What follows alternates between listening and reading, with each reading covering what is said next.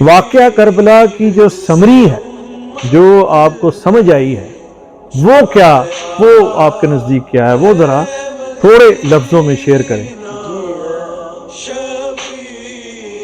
جی آج کل آپ کو پتہ ہے کہ محرم کے دن ہے، اور محرم کے دن ایسے عجیب و غریب دن ہے کہ نہ صرف لوگ اس میں ہمیں لگتا ہے کہ سوگ میں ہیں، بلکہ پوری فضا، ہوا، ماحول سارا جو ہے اس کے اوپر سوگ چھا جاتا ہے۔ یہ صدقہ ہے حضرت امام حسین علیہ السلام کی عظیم قربانی کا۔ تو آج ذرا میر صاحب ہم تو نہ مولانا حضرات ہیں اور نہ ہی ہم وہ ہیں جو لوگ ایک دوسرے کو برا بھلا کہتے ہیں، تو میرے حساب سے کیوں نہ ایک تحقیقی اور ایک غیر جانبدارانہ جائزہ لیا جائے کہ جو ہمارے دو بڑے سیکٹس ہیں، جو دو بڑے فرقے ہیں، ایک طرف اہل سنت والجماعت ہیں، اس میں سارے ہی آ جاتے ہیں، جی مطلب اس فقہ کی بات ہو رہی ہے اہل سنت کی، اور دوسری طرف اہل تشیع بھائی ہیں ہمارے۔ تو یہ حضرت امام حسین ہوں، مولا علی علیہ السلام ہوں، یا جتنے بھی اہل بیت ہیں، تو ان کا تقدس تو ہر مکتبہ فکر پر واجب ہے، مطلب یہ ایک فرض کی حیثیت رکھتا ہے۔ تو اتنے مشترکات ہونے کے باوجود چھوٹی چھوٹی باتوں پہ جو فضول قسم کے اختلافات ہیں، ان سے صرف نظر کر کے کیا یہ دونوں فقہ جو ہیں یہ ایک دوسرے کے قریب آ سکتے ہیں اور لڑائی جھگڑوں کی بجائے ان میں کوئی پیار، محبت اور تعاون کا راستہ نکل سکتا ہے؟ اچھا، یہ تو ایک ایسی خواہش اور ایسی سوچ ہے جو شاید صدیوں سے تو نہیں ہے، لیکن اس خطے میں ہی پنپی ہے اور بہت سارا کمپلیکیٹڈ سلسلہ ہے۔ اس میں تو میں نہیں یہ آپ کا قیمتی وقت جو ہے اور دیکھنے والوں کا قیمتی وقت جو ہے میں اس کو ضائع نہیں ہونے دوں گا۔ میرے ذہن میں آپ سے سوال ہے، اور آپ کی جو اسٹڈی یا ریسرچ ہے وہ متنوع ہے، مختلف آپ نے سکولز جو ہیں وہ سنے ہیں۔ واقعہ کربلا کی جو سمری ہے، جو آپ کو سمجھ آئی ہے، وہ کیا، وہ آپ کے نزدیک کیا ہے، وہ ذرا تھوڑے لفظوں میں شیئر کریں۔ جی as a student of history, اگر آپ اس کو غیر جانبدارانہ طور پر دیکھتے ہیں نا، تو آپ کو بہت ساری ایسی چیزیں سمجھ آتی ہیں کہ جو آپ کو کسی خاص فقہ کا دماغ رکھ کے اگر آپ سوچیں گے تو وہ چیزیں سمجھ نہیں آتی، صحیح۔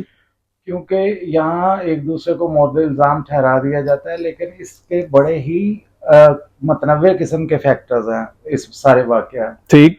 دیکھیے ایک طرف تو جو اہل سنت کا بھی اجماع ہے اس پہ کہ مولا حسین جو تھے اس سارے معاملے میں وہ حق پر تھے، لیکن اب گزشتہ کچھ دہائیوں سے یہ ہوا ہے کہ جب سے سعودی عرب اور ایران کی ٹسل شروع ہوئی ہے تو اہل سنت کے اندر بھی بہت سارے ناسبی حضرات آ گئے ہیں جو یزید کو نہ صرف ڈیفینڈ کرنے لگ گئے بلکہ استغفر اللہ۔ ہاں جی باقاعدہ ڈیفینڈ کرتے ہیں۔ اور رات کو بھی میں ایک مولانا ان کا آپ سنیں، لیکن ان کا تھیسز یہاں اس وہ پہ نہ پیش کیجیے گا۔ نہیں وہ پیش نہیں کرنے لگا، لیکن میں اس کا کاؤنٹر بتانے لگا ہوں ٹھیک کہ ٹھیک، یہ اس کاؤنٹر طرح ضرور کی بتا۔ جو سوچ آ گئی ہے اس کی کیا وجہ ہے، اور اگر اس کو غیر جانبدارانہ طور پر سارے معاملات کو دیکھیں تو کیا سمجھ آتی ہے؟ صحیح۔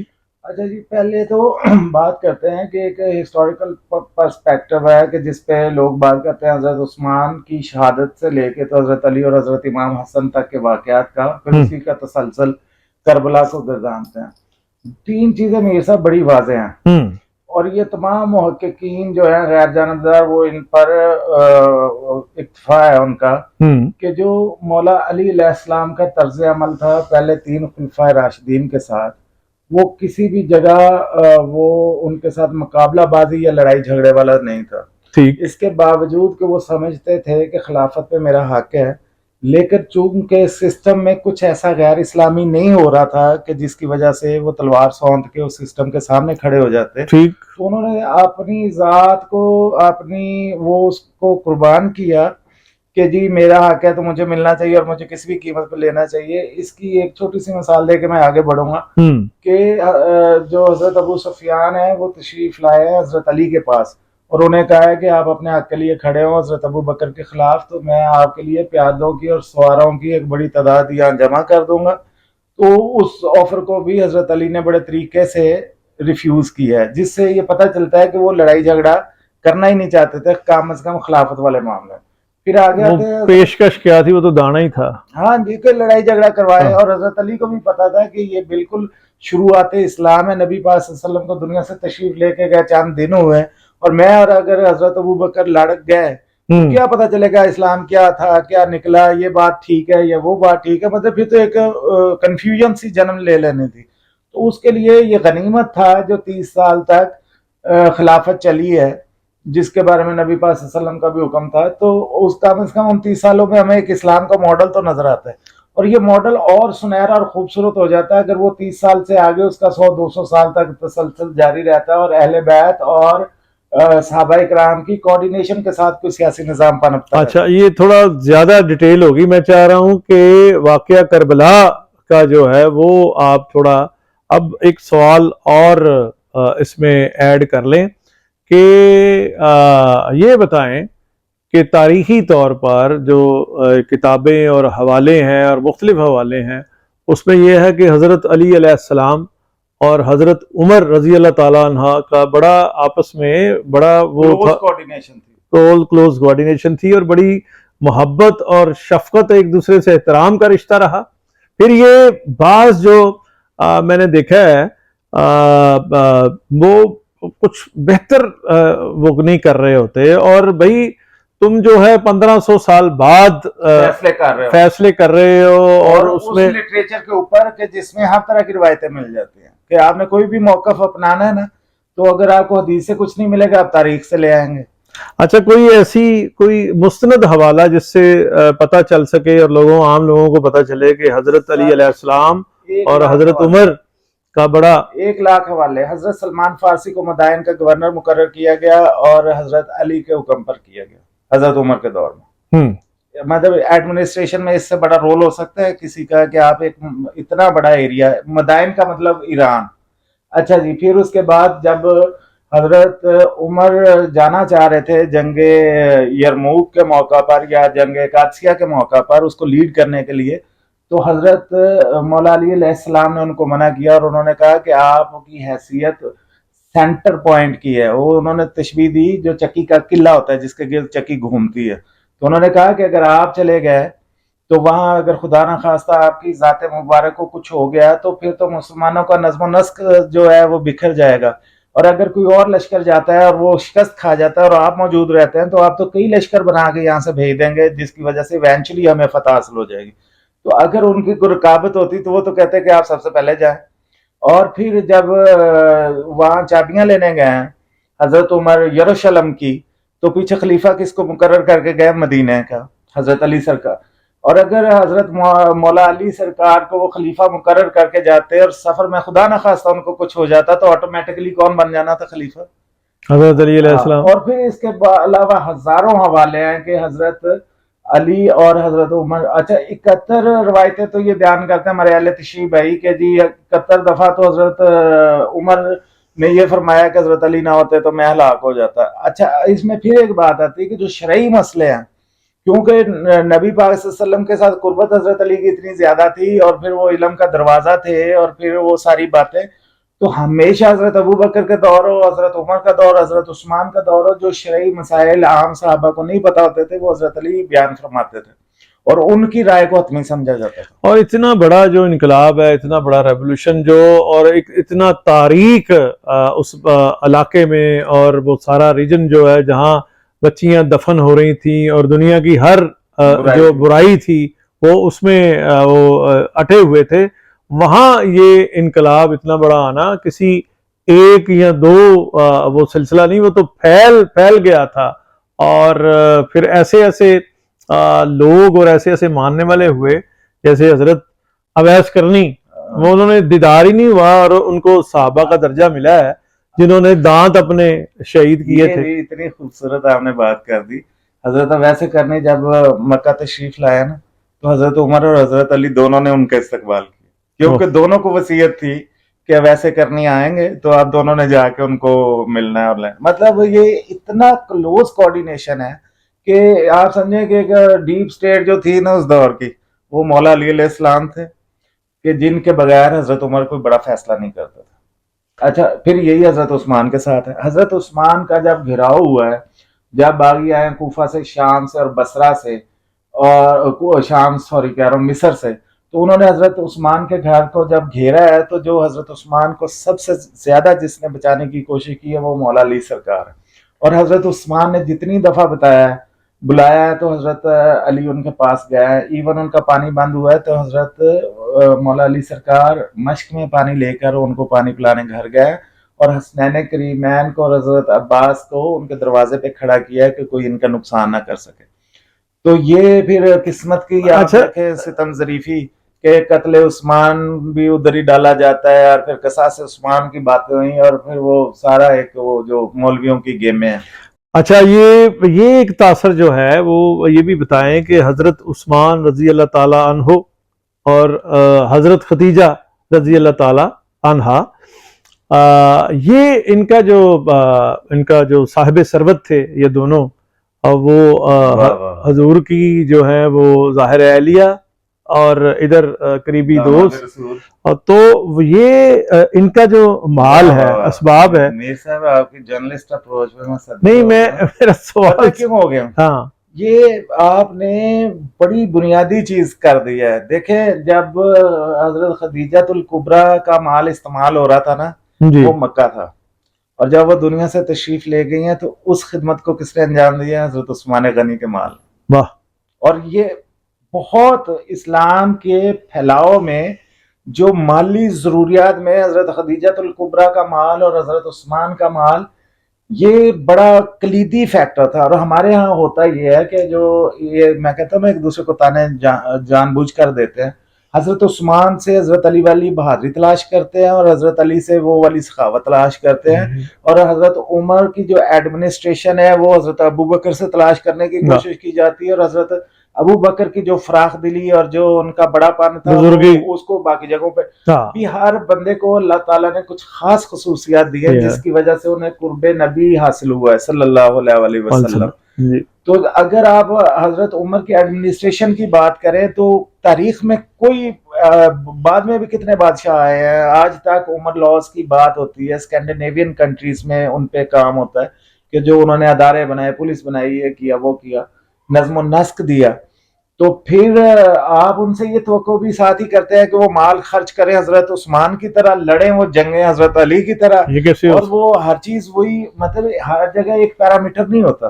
اور پھر یہ دونوں کی جو شان تھی حضرت ابو بکر اور حضرت عمر کی، وہ مشیر نبی پاک صلی اللہ علیہ وسلم تھی، جو انہیں اسلام میں اہمیت اور رتبہ حاصل ہے کہ نبی پاک صلی اللہ علیہ وسلم جو مشاورت فرماتے تھے اس میں یہ کلیدی کردار ادا کرتے تھے. اچھا میں آپ کو ایک اپنا ذاتی زندگی کا واقعہ بتاتا ہوں، اس میں جرنلزم بھی ہے اور حضرت امام حسین علیہ السلام کا ذکر بھی ہے کہ جو سواری ہے امام کی مرتجز، وہ ذوالجناح بھی جسے کہا جاتا ہے، وہ ہم جنگ اخبار میں کام کرتے تھے، میں اور حامد میر صاحب، عابد تعمی صاحب، آصف علی پوتا صاحب. میرے ذمہ لگا سینٹر سپریڈ جو درمیان میں جمعے کا صفحہ ہوتا ہے، مرتجز جو امام کی سواری تھی. جب میں بولا پالا، وہ میرے جرنلزم کا آغاز تھا، میں نے کہا جی میرے تو دوست ہیں شیعہ، ابو برال صاحب ہیں، ایک دو اور ہیں، میں ان سے پوچھوں گا یا مجھے کسی ذاکر کا بتا دیں گے تو میں ان سے وہ اس کا انٹرویو کر کے ان سے پوچھ کے تو وہ کر دوں گا. اب مجھے یہ بتایا گیا دفتر سے کہ کم از کم 3000 لفظ جو ہیں، ورڈز جو ہیں، آپ اس پہ وہ لکھیں گے آرٹیکل مرتجز پہ، اس کا حسب نسب اور یہ وہ سارا، اور امام کے ساتھ ان کی وفاداری، وہ سارا سلسلہ.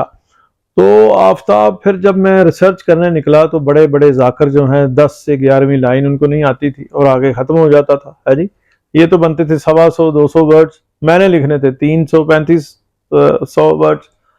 تو یقین کیجئے کہ 10 سے 15 دن میں لاہور کی ہر چھوٹی بڑی لائبریری، یہ قائد اعظم اور وہ جو اولڈ کیمپس میں ہے وہ ساری، اور ساری شیعہ لائبریری، خانہ فرنگ ایران کی لائبریری، اور سب آپ یہ سمجھیں کہ زمین آسمان سب میں نے چھان مارا.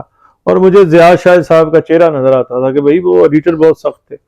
تو یقین کریں کہ اس کا پھر میں سمری پہ آتا ہوں کہ میرے یہ سہیل احمد صاحب کے چھوٹے بھائی जुनैद प्रोफेसर जुनैद अकरम जो दुनिया से चले गए हैं, उन्होंने मेरी गारंटी दी। और सेक्रेटेरिएट के पीछे महल्ला सलामपुरा में एक शिया मकतब की किताबों का एक बुक कॉर्नर था, बहुत बड़ा था। वहाँ मुझे उनके रेफरेंस से मैं चला गया और सारा दिन सुबह 10 बजे से लेकर 10 बजे तक मैंने एक इस तरह की सारी उनके पास कोई फहरिस्त नहीं थी, उन्होंने कहा जी रैंडमली आप देख लें। इधर कोई 10,000 किताब देख ली, इधर भी 10,000 किताब देख ली, तो सुबह 10 से 10-12 घंटे हो गए। अब मेरा तो मसला हल नहीं हुआ था, तो मैंने जुनैद साहब यहाँ 7 नंबर हॉस्टल पंजाब यूनिवर्सिटी में रहते थे, मैंने उन्हें फ़ोन किया कि इन्हें मेरी गारंटी दें और मुझे जो है अंदर बंद कर दें, बाहर से ये ताला लगा लें और मैं रात भर ये देख लेता हूँ। उन्होंने जुनैद भाई से ये कहा कि जी ये बड़ी गैर इंसानी बात है कि ये अंदर हो, बाहर ताला लगा हो, आग लग जाए, कुछ हो जाए तो ये अंदर ही जल मरे, तो हम कहा नहीं लगाएंगे, ये चाबी रखें और हम जो है वो ये रात भर लगा लें। और आफ्ताब फिर आगे ये सुने कि क्या एक मौजज़ा है इसमें और करिश्मा है कि मैं अब ये तरफ इस तरफ सामने तो देख ली है कोई 10,000 किताब, इस तरफ भी देख ली है कोई 7,000 किताब, इस तरफ भी देख लिया कोई 10,000 किताब। अब ये पोर्शन रह गया था जिसमें कोई 12 से 15,000 किताब थी। अब मैं एक एक किताब पकड़ रहा हूं और उसके मंदरजात देख रहा हूं। सारी रात मैं देखता रहा, 10, 11, 12, 1, 2, 3, 4 बजे के करीब, 4 बजे के करीब मैंने जो है वो आसमान की तरफ देखा और मायूसी से और दिल से कहा कि या अल्लाह ये क्या होगा मेरे साथ, मैं ये कर पाऊंगा कि नहीं, क्या होगा। ये बस इस तरह से सोच रहा था, कर रहा था। और मेरी ऐसे जो है ना एक लम्हे के लिए मुझे मेरी आंख में ऊँगा तो ऊपर ऊपर से कोई किताब लुढ़की है और किताबों पे गिरती गिरती ये यूं आई है किताब और वो स्पॉट दरमियान में से खुली है, दरमियान में से खुली है, राइट साइड पे ऊपर यहाँ जली रूफ में लिखा हुआ मुर्तजज इमाम की सवारी जिसने शहादत तक अपनी जो है वो इस तरह से कैच लाई। मैंने यूं देखा और मैं किताब को सीने से लगा के रोने लग पड़ा। और मैं जो है वो 10 मिनट इस कैफियत में रहा हूँ, 10 मिनट, और उसके बाद मैंने ये इंतजार नहीं किया कि सुबह होगी और वो सामने फोटोस्टेट वाला आएगा और मैं फोटोस्टेट करवा लूंगा। तो मैंने वो नोट्स बनाने शुरू किए, 35 सफ़े इधर, 35 से 70 सफ़े जो हैं 2, 4, 5 घंटे में नोट किए। सुबह 10 बजे वो आए और मैंने कहा जी ये किताब है। किताब आप तक खुद पहुंची और ये एक जो है मुर्तजज इमाम की सवारी का एक जो है करिश्मा मेरे साथ बीता हुआ है, वो मैंने आगे भी ये मीर टाकीज देखने वालों के साथ शेयर किया हुआ है। लेकिन ये मैंने इन दिनों की बरकत है, जब ये दिन आते हैं और जब मैं मुर्तजज को देखता हूँ, जब मैं जुलझुना को देखता हूँ, हमारे यहाँ गली में सवारी लेके जाते हैं, वो यहाँ कुछ हमारे घर हैं, वो आके वो सलामी वो घर वाले देते हैं उन्हें, तो मुझे ये वाकया याद आ जाता है जो मेरे साथ जो है वो बीता हुआ। तो अच्छा, ये तो पर्सपेक्टिव था जो मैं अभी आपसे बात कर रहा था। फिर आते हैं करबला पर। देखिए मीर साहब, अल्लाह ताला के नबी जब दुनिया से तशरीफ़ लेके गए हैं तो 2 मामलात ऐसे थे जो कभी उनके सामने पेश नहीं हो सकते थे। पहला मामला ये था कि अगर कोई खलीफा बरहक है और उसके खिलाफ कौम बगावत कर रहे तो खलीफा को क्या करना चाहिए। तो वो ड्यूटी जो नबी पाक सल्लल्लाहु अलैहि वसल्लम की मुतय्यन करदा ड्यूटी थी वो हज़रत अली ने अदा की। और फिर दूसरी सिचुएशन ये थी जिसे नबी पाक सल्लल्लाहु अलैहि वसल्लम के दौर में भी सामना नहीं हो सकता था कि क्योंकि वो खलीफा भी थे, हुक्मरान भी थे और वो नबी भी थे, तो उनको कोई ना मानता तो वो तो मुर्तद हो जाता। तो अब अगर ये कंडीशन आ जाए, ये वक्त आ जाए कि ऐसा बंदा खलीफा बन जाए कि जो बिल्कुल भी उसके काबिल ना हो और जो इस्लाम का शुराई निज़ाम है कि आपस में मशवरा करके आपने खलीफा बनाना है उसको भी बाईपास कर दिया, मलूकियत आ जाए, डिक्टेटरशिप आ जाए, तो फिर क्या करना। तो ये भी नबी पाक सल्लल्लाहु अलैहि वसल्लम की मुतय्यन करदा ड्यूटियों में से एक ड्यूटी थी जो हज़रत इमाम हुसैन ने अदा की कि अगर कोई बंदा मुसलमानों के मशवरे के बगैर खलीफा बन जाए और अगर कोई तलवार के जोर पे आ जाए, कोई किसी को उसका बाप लगा के चला जाए या कुछ भी इस तरह के मामलात हों जिसमें मशवरा शामिल ना हो, तो फिर वो खलीफा कोई खलीफा नहीं है। और फिर जो एहतजाज का रास्ता हज़रत इमाम हुसैन ने दिखाया है وہ یہ ہے کہ دیکھیں وہ کسی فوج کے ساتھ نہیں چلے, وہ ایک پروٹیسٹ کے موڈ میں چلے ہیں. اور کوفہ جانے کی وجہ بھی یہ تھی کہ وہ چاہتے تھے کہ وہ ایسا گوشہ عافیت ہو کہ جہاں پر جو ان کی سوچ ہے وہ اس کو امپلیمنٹ کر سکیں, کیونکہ یہاں تو یہ بیعت کے لیے مدینہ سے لوگ پیچھے لگے ہوئے اور پھر مکہ پھر کوفہ تک پیچھا کیا گیا.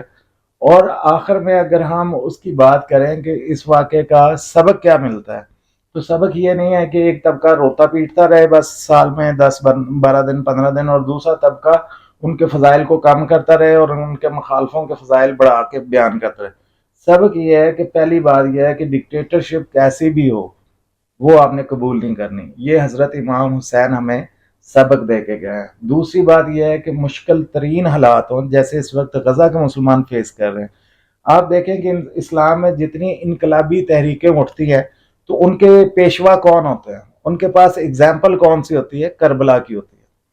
اچھا جی, پھر تیسری بات ہے کہ صبر بڑا ضروری ہے کہ جو حضرت امام حسین نے جس کا مظاہرہ کیا. اچھا, چوتھی چیز کیا ہے کہ اگر اگلے کے پاس تلوار ہے اور آپ کے پاس کچھ نہیں ہے تو پھر بھی آپ نے اپنا موقف نہیں چھوڑنا, تو آپ اپنی گردن کو بھی ویپن کے طور پر استعمال کر سکتے ہیں. تلوار کا مقابلہ گردن کے ساتھ اور اصول کے ساتھ. پھر اگلی چیز دیکھیے کہ کربلا سے جو ہمیں پیغام ملتا ہے وہ ہے کہ پولیٹیکل سٹرگل بڑی ضروری ہے, کہ جس کو آج کل ہم کہتے ہیں نا کہ جی یہ تو سیاسی معاملہ, جی یہ تو فلانا معاملہ. وہ بھائی سیاسی ہی ہے, اسلام ہے ہی سیاسی. اگر اسلام کا شرعی الیکٹڈ خلیفہ ہی نہیں ہے تو اسلام نافذ کیسے ہوگا؟